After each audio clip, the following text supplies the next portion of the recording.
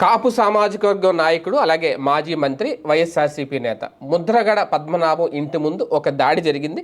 ఆ దాడి ఒక రకంగా ప్రస్తుతం ఆంధ్రప్రదేశ్ రాజకీయాల్లో ఒక ప్రకంపనలు అయితే సృష్టించింది. అయితే ఈ దాడి వెనుక నిజంగా ఒక కుట్రకోణం ఏదైనా ఉందా, రాజకీయ దురుద్దేశం ఏదైనా ఉందా, కాపు సామాజిక వర్గానికి సంబంధించిన ఒక యువకుడు అతను చేసిన దాడి, అది కూడా ఒక ట్రాక్టర్ తీసుకొచ్చి బీభత్సం సృష్టించడం, ఇవన్నీ చూస్తూ ఉంటే ఖచ్చితంగా ఆయన్ని కావాలనే టార్గెట్ చేశారు, లేదంటే జన సైనికులు టార్గెట్ చేశారనో జనసేన నాయకులు టార్గెట్ చేశారు, రకరకాల ఊహాగానాలు. అయితే అతనికి జనసేనకి ఎటువంటి సంబంధం లేదు అనేది ఆ పార్టీ నాయకులు చెబుతున్నమాట. ఇటువంటి నేపథ్యంలో ఆ యువకుడు ఒక వీరంగం సృష్టించిన ఒక వీడియో, అంటే ఆ దాడి చేసిన తర్వాత పోలీసులు అరెస్ట్ చేయక ముందు ఏం మాట్లాడాడు, అతని తీరు ఎలా ఉంది, ఎలా వ్యవహరించాడు అనే దానికి సంబంధించి ఒక వీడియో వైరల్ అవుతుంది. ముందు ఒకసారి ఆ వీడియో మీకు చూపించే ప్రయత్నం చేస్తాను. ఒకసారి ఆ వీడియో చూద్దాం.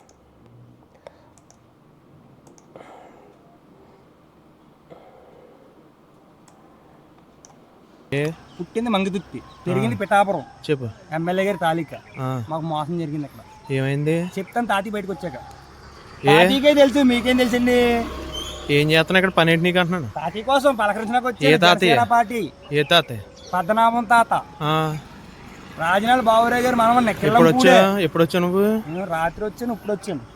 రాత్రి వచ్చి ఏం చేసావు? రచ్చ చేశాను. రచ్చ చేసావా? మామూలుగా కాదు, దుక్కు దున్నేసావు. తగ్గేది పుష్పరాజు ట్రాక్టర్. ఏది ట్రాక్టర్ వస్తుంది? రాత్రి వచ్చింది కదంటే కారుకి తాతి కారుకి చిన్నది ఆనవలు ఎట్టాను.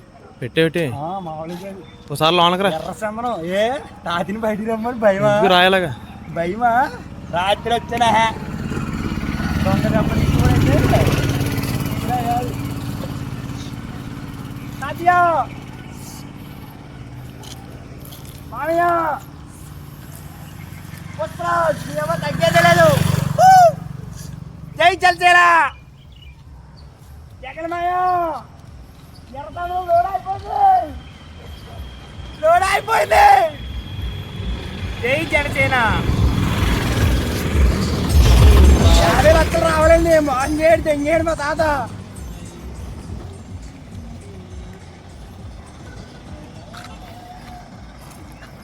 మొత్తం నాశనం చేసినంత నువ్వైతే నేనే.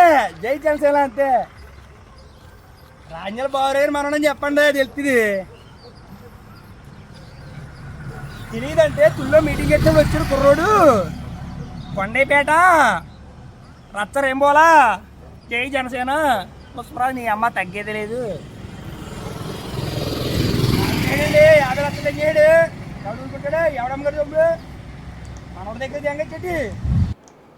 రైట్, అది అనమాట. అంటే ఆ యువకుడు ఏం మాట్లాడుతున్నాడు ఏంటి అనేది చాలా స్పష్టంగా అర్థం చేసుకుంటే, జై జనసేన అంటున్నాడు, జై పుష్పరాజు అంటున్నాడు. మద్యం మత్తులో ఉన్నాడా, లేదంటే ఒక అన్కాన్స్టిట్యున్సీ లెవెల్లో ఏమన్నా ఉన్నాడా, అతనికి అసలు అంటే మతిస్థిమితం సరిగ్గా ఉందా లేదా, ఇలా రకరకాల ప్రశ్నలు అయితే వినిపిస్తున్నాయి. కాకపోతే ఏదేదో మాట్లాడుతున్నాడు, కాస్తంత ఏదో అదో రకంగా వ్యవహరిస్తున్నాడు. అదే నేపథ్యంలో నేనే ట్రాక్టర్ వేసుకొచ్చానని చెప్తున్నాడు, ట్రాక్టర్తో ఢీ కొట్టానని చెప్తున్నాడు.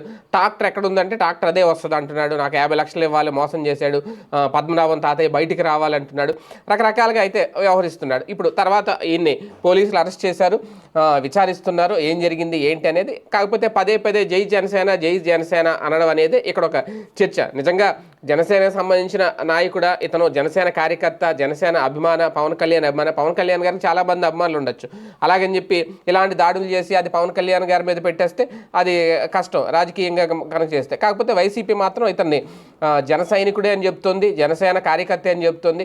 సాక్షిలో కూడా ఆ తరహాలోనే కథనం రాసింది. కానీ ఇతని వ్యవహారం చూస్తూ ఉంటే మాత్రం ఆకతాయితనంగా చేశాడా, కావాలని చేశాడా, వ్యక్తిగత ద్వేషంతో చేశాడా, ఈ వివరాలన్నీ అయితే బయటికి రావాల్సింది. కాకపోతే ఇతని మాట తీరు, ఇతను వ్యవహారం చూస్తే కాస్తంత డిఫరెంట్గానే కనిపిస్తుంది. మరి దీని మీద పోలీసులు ఎలాంటి క్లారిటీ ఇస్తారు, విచారణలో ఏం జరుగుద్ది అనేది వేచి చూడాలి.